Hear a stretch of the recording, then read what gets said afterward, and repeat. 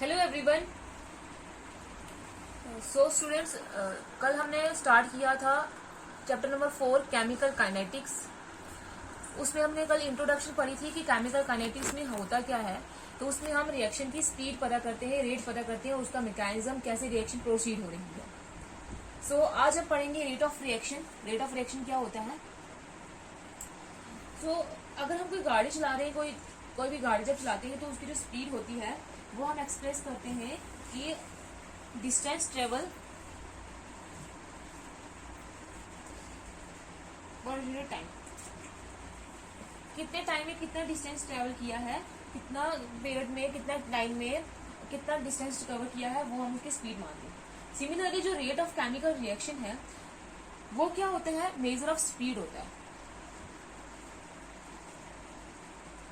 with which the reactants are converted into products।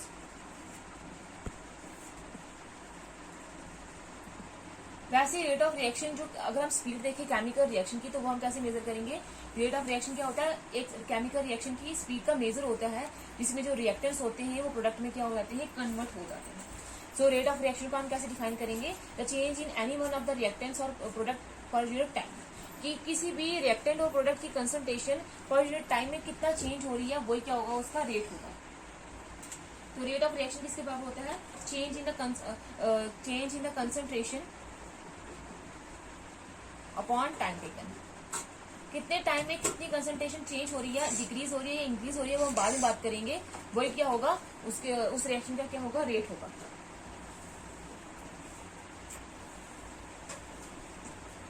तो अगर अब इसको एक एग्जांपल लेके डिस्कस करते हैं। जैसे एग्जांपल लेते हैं कि रिएक्टेंट आर जो है वो कन्वर्ट हो रही है किसमें, प्रोडक्ट में। यह है रिएक्टेंट और यह है प्रोडक्ट।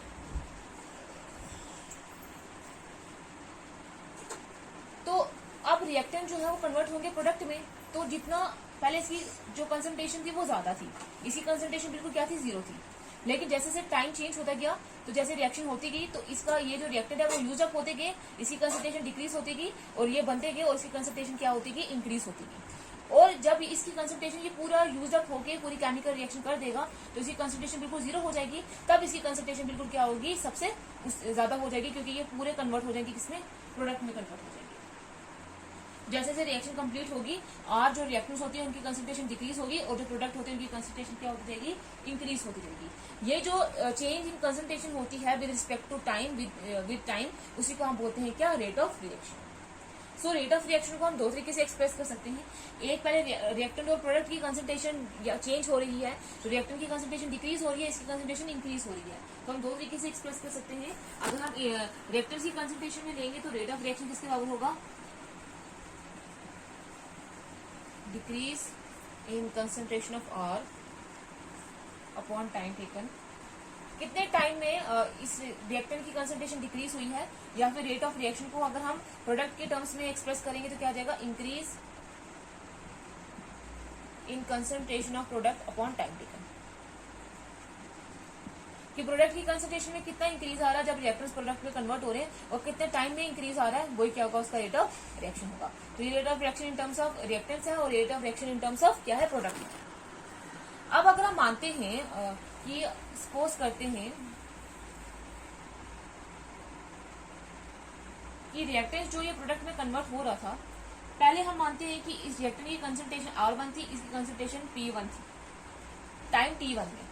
टाइम T1 में इसकी कंसंट्रेशन R1 थी, इसकी कंसंट्रेशन P1 थी।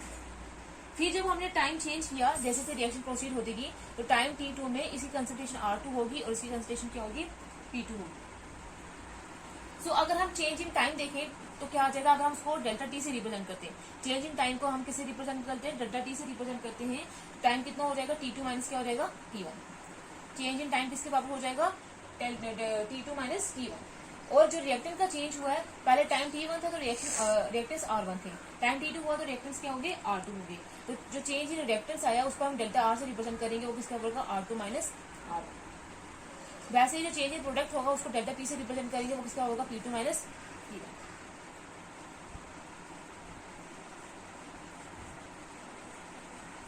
ये जो स्केयर ब्रैकेट्स है ये क्या रिप्रेजेंट कर रही है, ये रिप्रेजेंट कर रही है इन दोनों की मोलर कंसंट्रेशन, ये मोलर कंसंट्रेशन कि पहले कंसंट्रेशन कितनी थी, अब इनकी कंसंट्रेशन कितनी चेंज हो रही है, टाइम इंटरवल कितना है डेल्टा टी में, डेल्टा टी टाइम इंटरवल में इनकी कंसंट्रेशन कितनी इंक्रीज हो रही है और कितनी डिक्रीज हो रही है। So then rate of reaction जो है उसको हम कैसे डिफाइन करेंगे, जो हमने अभी एक्सप्रेस किया था इन टर्म्स ऑफ रिएक्टेंट देखें तो वो क्या था, change in concentration of reactant मतलब डिक्रीज, क्योंकि रिएक्टेंट यूज अप होंगे तभी प्रोडक्ट बनेंगे, तो कितना डिक्रीज आएगा डेल्टा आर, तो आ जाएगा डेल्टा आर अपॉन टाइम कितना है, कितने टाइम में ये डिक्रीज हो रहा है डेल्टा टी टाइम में, जो ये इक्वेशन फर्स्ट। फिर अगर प्रोडक्ट के केस में देखेंगे तो rate of reaction is equal to delta P upon time taken, या इक्वेशन 2। डेल्टा पी का मतलब क्या है, increase in the concentration of product upon क्या आ जाएगा टाइम टेकन आ जाएगा। और इसके साथ हम माइनस का साइन लगा देंगे, ये माइनस का साइन क्या बता रहा है कि जो कंसंट्रेशन में डिक्रीज हुआ है, इसका मतलब रेट जो है वो माइनस में नहीं है, ये माइनस साइन ये रिप्रेजेंट कर रहा है कि जो इसके जो रिएक्टेंट है उसकी कंसंट्रेशन जो है वो टाइम पीरियड के साथ साथ क्या हो रही है, डिक्रीज हो रही है, तभी जाके वो क्या बना रहा है, प्रोडक्ट बना रहा है। सो इनकी जो यूनिट क्या होंगे, हमने कंसंट्रेशन को किसमें, अगर हम मोलैरिटी के केस में लेंगे, मोल्स के केस में लेंगे तो क्या हो जाएगी मोल पर लीटर, तो मोल पर लीटर क्या हो जाएंगे, इस सब्सटेंस ये जो ऊपर वाला सब्सटेंस है रिएक्टेंट का, वो चाहे डिक्रीज हो रहा है चाहे इंक्रीज हो रहा है, उसके जो यूनिट होंगे वो क्या होंगे मोल्स पर लीटर, और नीचे क्या आ जाएगा, टाइम से सेकंड में लेंगे तो क्या आ जाएगा, सेकंड को जब ऊपर लेकर जाएंगे तो वो आ जाएगा सेकंड इनवर्स। यूनिट्स क्या होंगे रेट ऑफ रिएक्शन के, मोल पर लीटर, मोल लीटर इनवर्स या सेकंड इनवर्स, ऐसे लिख सकते हैं, mole litre inverse second inverse. ये जो रेट है इसको हम बोलते हैं एवरेज रेट ऑफ रिएक्शन। तो इसकी जो डायमेंशन है वो कंसंट्रेशन अपॉन टाइम है, तो कंसंट्रेशन की हमने यूनिट्स ले लिया, कौन सी कंसंट्रेशन टर्म यहाँ पे लिया, मोलैरिटी, तो मोलैरिटी के क्या होंगे मोल्स पर लीटर, ये आगे सेकंड इनवर्स, और टाइम के कितने होंगे सेकंड, तो ये आ जाएगी moles per litre second inverse. तो ये था रेट ऑफ रिएक्शन। तो ये जो हमने रिएक्शन दी है तो इसमें हमने सिर्फ एक मोल देखा, एक मोल प्रोडक्ट में कन्वर्ट हो रहे हैं, इसमें कोई भी यहाँ पे स्टाइकोमेट्रिक कोफिशिएंट्स नहीं आ रहे हैं, मतलब कोई भी रिएक्शन जो है वो कोफिशिएंट नहीं आ रहे, हमें मॉलिक्यूल्स का पता नहीं चल रहा। तो अगर रिएक्शन में स्टाइकोमेट्रिक कोफिशिएंट्स आ जाएंगे, for example PCl5 gives PCl3 plus Cl2, stoichiometric coefficients आ जाएंगे, या फिर क्या होगा एक से ज्यादा प्रोडक्ट बनेंगे, तब जो रेट है वो कैसे एक्सप्रेस करेंगे, रेट में भी एक्सप्रेस है रिएक्टेंट की कंसंट्रेशन माइनस में minus delta PCl5 upon time taken, और वो दोनों इन तीनों जो है वो बराबर होंगे। ये क्या होते हैं, इक्वल इन मैग्नीट्यूड होते हैं लेकिन अपोजिट डायरेक्शन होते हैं। ये माइनस साइन रिप्रेजेंट करता है कि रिएक्टेंट की कंसंट्रेशन डिक्रीज हुई है तभी जाके प्रोडक्ट बना है, तो ये रेट जो है वो तीनों के बराबर हो जाएगा, तीनों के इक्वल इक्वल बराबर होगा। तो ये इसके delta PCl3 upon time taker, वो किसके बराबर delta Cl2 upon time taker, तो ये जो रेट है वो तीनों के बराबर हो जाएगा, इक्वली तीनों के बराबर होगा, लेकिन ये माइनस साइन को रिप्रेजेंट कर रहा है कि इसकी कंसंट्रेशन इंक्रीज होगी, जब ये टूटेगा ये प्रोडक्ट बनाएगा तो इन दोनों की कंसंट्रेशन इंक्रीज होगी, तभी हमने ये लिया। सिमिलरली अगर हमारे पास क्या होगा Hg plus Cl2 mercury plus chlorine को मिलकर क्या बना देगा मर्करी क्लोराइड।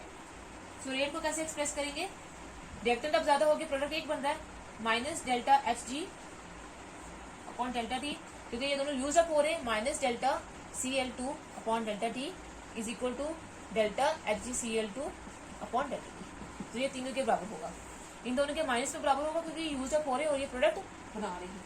तो ये था rate of reaction. Rate of reaction किसके बराबर होता है, जो चेंज इन कंसंट्रेशन होती है किसकी, रिएक्टेंट की प्रोडक्ट की, या रिएक्टेंट की या प्रोडक्ट की विद इन टाइम, तो वो क्या होगा वही उसका रेट होगा। अगर एक से ज्यादा प्रोडक्ट बनेंगे तो वो तीनों के बराबर होगा, और अगर एक से ज्यादा रिएक्टेंट हो गए तभी वो क्या होगा इक्वली तीनों के बराबर होगा रेट ऑफ रिएक्शन।